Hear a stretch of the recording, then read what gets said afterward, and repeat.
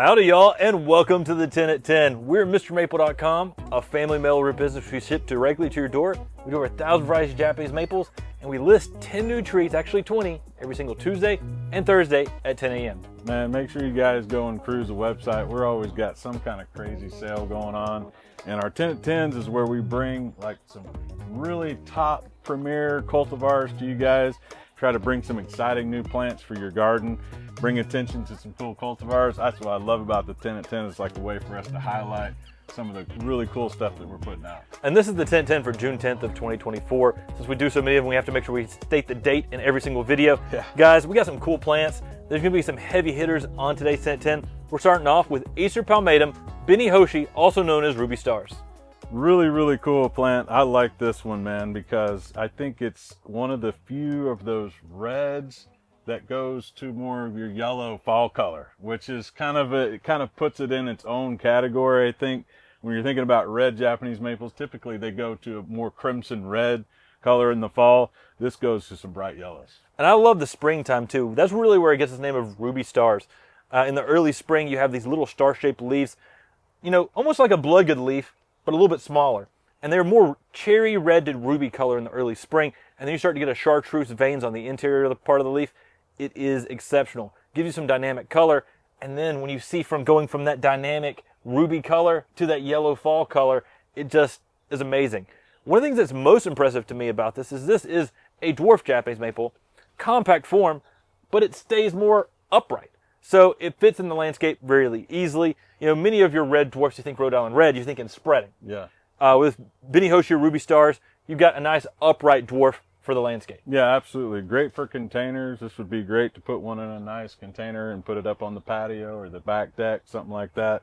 I don't know why I don't have one of these, right? I'm always thinking, you know, I don't have room for every cultivar in the world, but I try. You know, if I can squeeze another Beni Hoshi into the mix, I think it'd be a good deal. This is actually one of the trees that helped invent the name for us of Area 51. Okay. Because Matt and I were gone to a garden show, and we had a 5 or 6 gallon that we're talking was like 10, 15 years old, and Dad sold it at a garden show, while we were at a garden show, sold it while we were at the house. You're like, no. He was back at the house, and we were like, oh man, you know, that's a stock plant. There's got to have clearance to go in that area. That's Area 51. Area 51. But I mean, such a beautiful tree. Love it. We had a gorgeous one of these at Mom and Dad's house for years until we got a much bigger one and then upgraded. Yeah. Really cool plant. All right, guys. Next up, we got an amazing Japanese maples. One of my all-time favorites here. We got Acer Palmatum Osakazuki. Green upright. I mean, this is a vigorous tree. It gives a nice summery feel during the spring and the summer. It's very durable. It's very heat tolerant. And, I mean, you can't talk about Osakazuki without talking about the fall color. Yeah, I mean, the fall color is just absolutely elite, in my opinion. I think when you think of Japanese maples, fall colors is one of the biggest attributes, you know. And this one sets the bar so high. I think I try to measure a lot of fall colors up to Osakazuki, and it's like, all right, if they're in that category, that's a pretty elite tree. It's the gold standard of fall color. It definitely is. And this one, I think, for me, too, like, sometimes the spring color is underrated as well. You get these nice kind of pink blushes over top of that green leaf.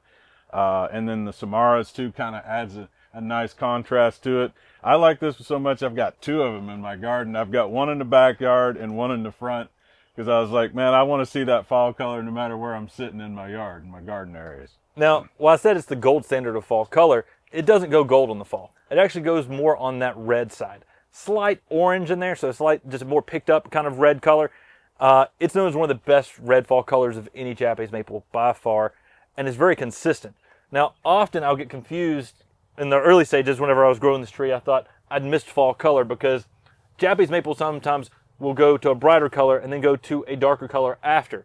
Osakazuki on its fall color will often start as a dark maroon and then brighten up. Yeah. So you'll notice it go to dark red, and as soon as it goes to the dark red, you'll know that in just a few days, you're going to be experiencing just the bright highlighter red that Osakazuki is known for. Yeah, I think you made a good point too about its heat tolerance. I grew this in Oklahoma as well, in full sun in Oklahoma. So it lets you know that this thing can handle the heat very well. And the more sun you give it too, it seems like it gets a little more of that pink blush over that green as well. So it kind of changes the dynamic of the plant for your spring and summertime when you give it a little more sun. And then, of course, you get that same great fall color. Classic selection. Grab one today. Awesome tree. Guys, next up, we've got Acer Palmatum Kotamaru. Man, when it comes to dwarf Japanese maples and broom Japanese maples, I love this cultivar right here. Got some crazy pink colors blushing right now over this kind of the older spring growth. The new growth popping off of that looks so cool. What I love about the brooms is that short center node on it. And what it reminds me of sometimes when I'm taking photography with this, it reminds me of little birds, because it's like the wings is that short node, and then your wings go out. It's just amazing the way the texture of these plants look. I love taking pictures of this because it's just every leaf's a little bit different, and you get a lot of variety of color. Little birds. I was going to say the reverse middle finger. The reverse middle finger. Because it looks like that. Yeah. Y'all, this is a 1 gallon, and these 1 gallons are huge. We got some great sized 1 gallons of Kotamaru right now. Normally, this is a tree that it's a dwarf. I mean, we're talking 3 foot by 3 foot in 10 years. These are some solid 1 gallons that are some of the biggest 1 gallons of Kotamaru we've ever offered. Stays dense, compact. It's one of the slowest growing of those green witches brooms, but that pink color you're seeing on top of that, that's just really showing off right now in this summer flush. Pretty wild. Yeah, I love when you get into the green brooms, there's not as many as you have more like in the reds. So it's really cool to see a nice green broom, especially when you can get that pink, hot pink colors flushing over top of that. Just the contrast in color within the same plant itself is really impressive. And the other thing, when I think about green brooms, I think Kunar Pygmy, 6 foot. Right. I think about Tiny Tim, 5 foot. Yeah. And in the same time frame. One of the slower growing witches brooms on those green colors. Easy to use in landscape, great for containers. Don't overwater it if you're putting this in a container. Often that's a mistake people often make with many of the dwarfs. So if you see one of these size, make sure you guys jump on these, because they don't come in this size very often. So really cool plant. Guys, next up we have Acer Oliveranum Hot Blonde. This is a selection by us here at Mr. Maple of an Acer Oliveranum X likely Shirasawanum aureum.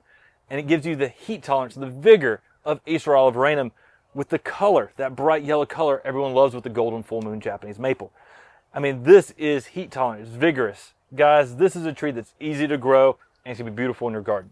Oh man, I always take these moments to kind of brag on my bros here at Mr. Maple. This is one of their amazing introductions here from Mr. Maple, and I absolutely love it. I think it sets the bar so high when it comes to a combination of spring colors, heat tolerance, fall color. I mean, it really covers all of the best things about Japanese maples that you can get, and allows you to grow in those hotter climates too. Yeah, a lot of the other cultivars are more heat sensitive, but with Hot Blonde, you can put this out in the blazing sun and it's going to perform great. I have this in full sun in my garden. I know you guys have several planted around. It's always performing. That's what I love about it. A lot of color changes too. Springtime, you can get this nice kind of reddish orange border around that green leaf. It's just really impressive. And you get, as that summer progresses, you get more of that yellow green and more of that blonde color. Sunlight's definitely going to give you more yellow color, and in more shade, you can get more yellow green. New growth flushes during the summer. You get just some amazing salmon pinks that just pop across it as well, which gives good color contrast against that bright yellow. It's vigorous, it's heat tolerant. I've got customers with this in full sun near Charleston, South Carolina, thriving, doing well. There's not many yellow trees that can do that. Normally when you think of yellow, you think of something that needs some protection from the hot afternoon sun. Oh, that's got yellow to it. I'm going to have to give it some shade.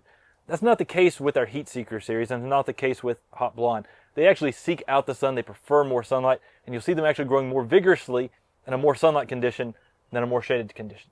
Yeah, I always recommend, if you guys get the opportunity, to collect the Heat Seeker series. I have the trio in my garden, the Hot Blonde, the Hot Tamale, and the Hot Sauce. And I recently got a hot chicken too, so I guess it's, moving on into a bigger collection than what I thought. But I love the Heat Seeker series, and Hot Blonde I think is like the flagship of that. Sets the bar so high, and everything else is just complimentary to it. Guys, next up we've got Hydrangea macrophylla Miss Aori. to me, this is one of the most dynamic hydrangeas that you can have in anyone's garden.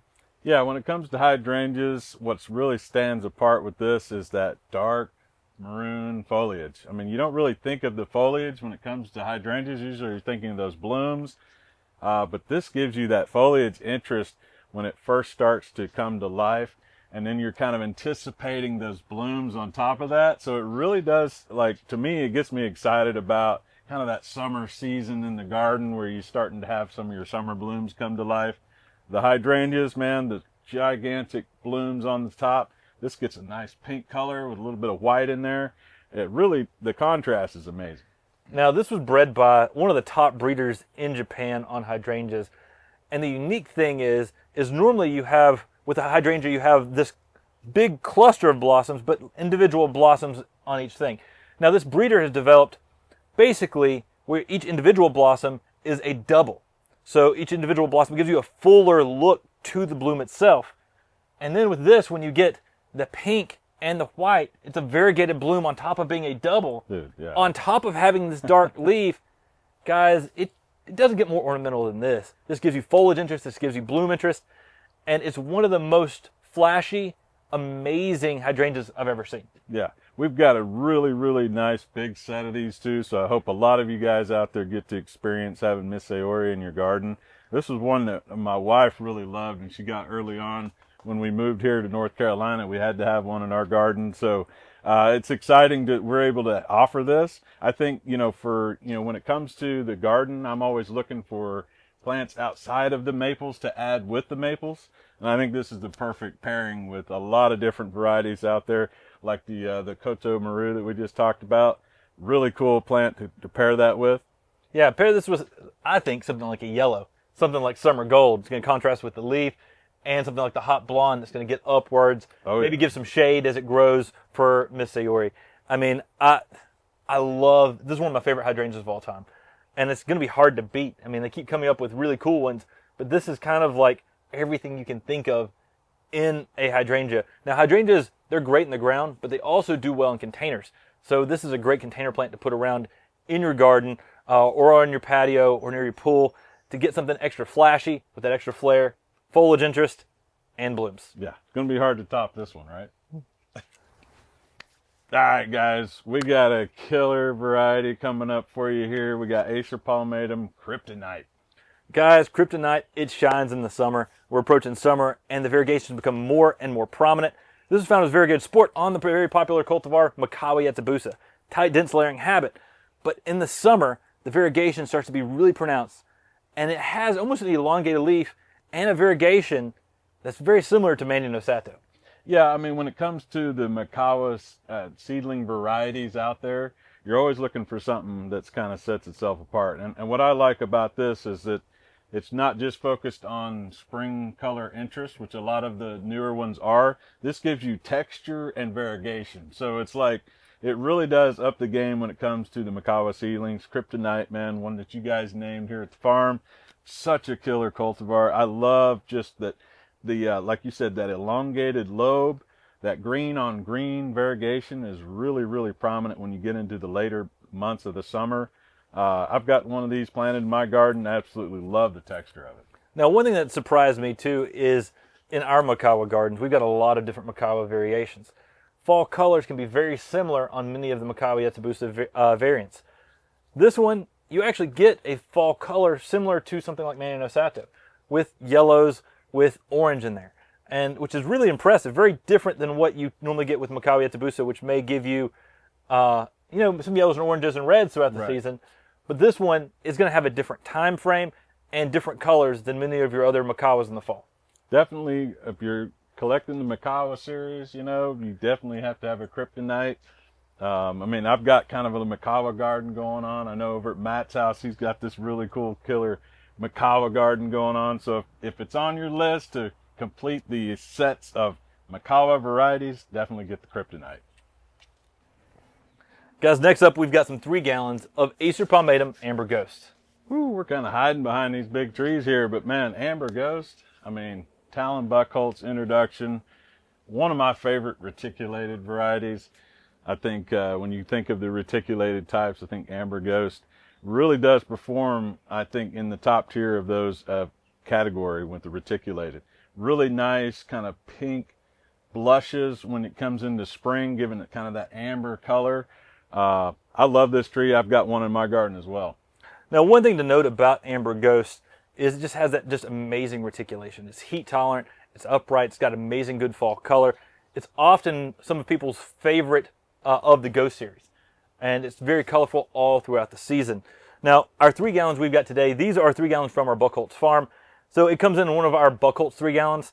They look a little different than some of our other 3 gallons we'll be showing you here in a little bit, which are 3 gallons we have from pots we have here at our nursery. But this is such a very beautiful tree. I mean, this just gives you that reticulation where you see the etching veins throughout each and every leaf. And if you're looking for a heat-tolerant reticulated selection, this is the winner. This is the most heat-tolerant reticulated selection I've ever seen. Yeah, for sure. I mean, this thing really performs well in the garden. I think when it comes to the collector mindset, you know, you're always thinking about the Ghost series, right? I mean, Talon Buckholtz introduced some of the most amazing reticulated varieties in the market. And, you know, Amber Ghost kind of sets the tone for that and begins the journey through to collecting.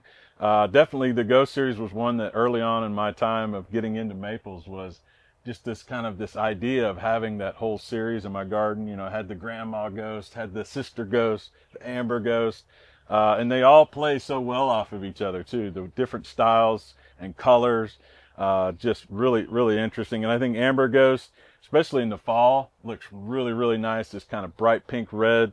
Really love the fall color on Amber Ghost. Yeah, I mean, it continues to shine each and every season. It's a classic, but the thing that's one of the most impressive things is it has a really nice, strong, upright stature. So it makes a beautiful tree out there in the landscape, typically growing about a foot of growth per year. So you're going to be reaching close to 8 to 10 foot in 10 years. I mean, this is a beautiful tree that's just going to shine in your garden. Shade, sun, it always shows off. Give it a little bit of sunlight to really peak up those amber colors. And if you give it some protection from the hot afternoon sun, you'll hold the reticulation in the leaf later throughout the season. Yeah, what I like about these sizes too is you get a lot of branching that starts down low, so you're going to have a really nice form to start with. So make sure you get one of these, man. You don't want to miss out on that.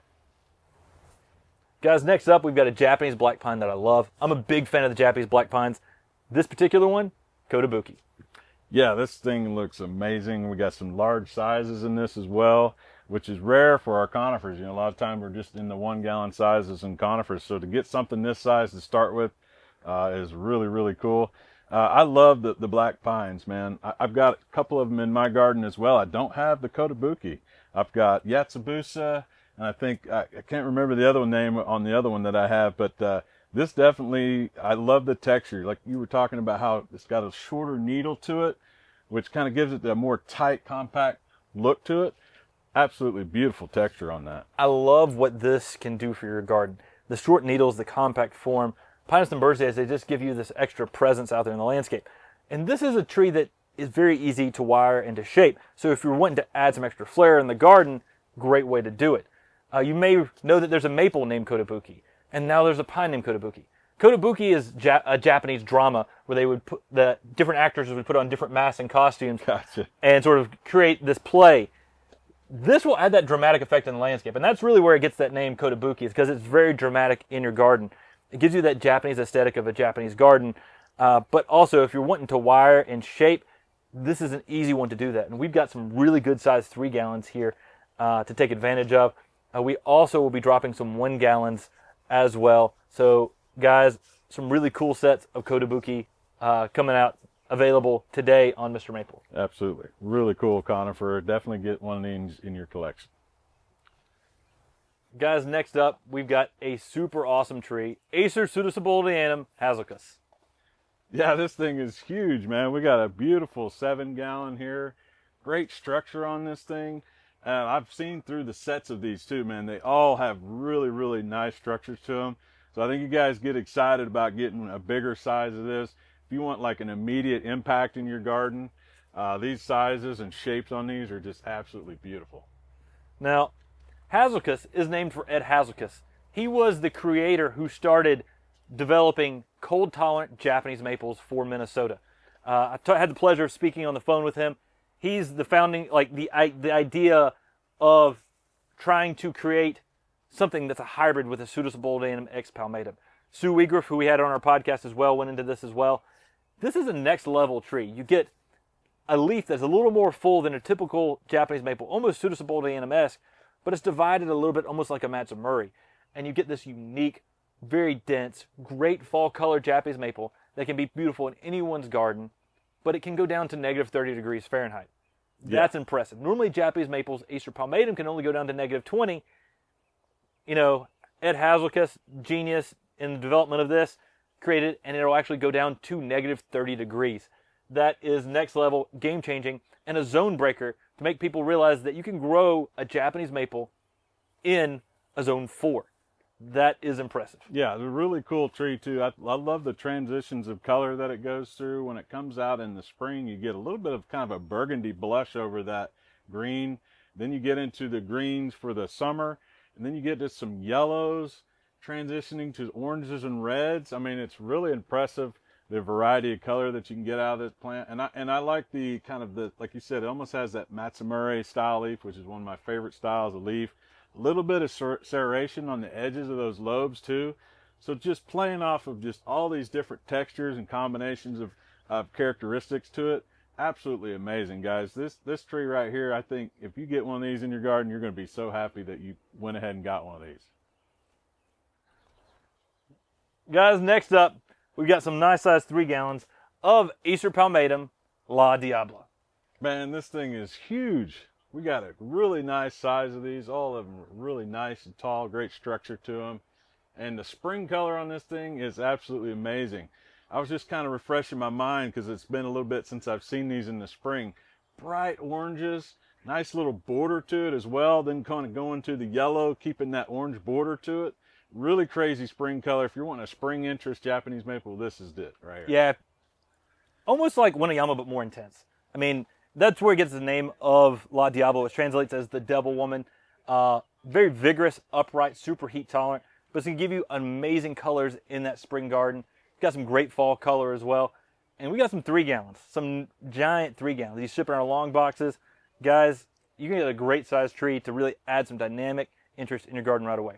Yeah, this thing is really, really cool. I love the texture. It's got a really small leaf to it. So if you kind of play this next to maybe like a Japonicum or something like that, where you're going to get a contrast in leaf size and color, I think it's a really, really cool concept to put this out in your garden to play around with some of the cool characteristics this tree brings. Spring color, definitely top notch, and huge sizes, man. All right, guys, that's 10 of our 20 trees that we're listing today on MrMaple.com. You can check out our weekly email to find that other 10. You can sign up for that email on MrMaple.com. They all get listed at 10 a.m. Eastern Standard Time. So, guys, get ready. You don't have to compete it with Brian anymore. He's not out there trying to snipe on the other end from Oklahoma. Guys, take advantage of it because we got some cool selections getting listed today at 10 a.m. Yeah, man, it's so good to be back at the farm, man. I've been just so excited to be back part with the Mr. Maple family. We work hard every day to bring you guys exciting new plants, especially for our 10 at 10s. We got some sales coming up. You guys make sure you pay attention to that website and sign up for our weekly email. And weekly whammies are back on Fridays. So guys, get excited. We got some limited drops happening each and every Friday. We still have that limited release going on as well, but these are a little bit larger than a limited release, a little bit smaller than a 10 at 10s. So guys, we appreciate y'all so much for jumping in today. Take care. God bless. And have a great day.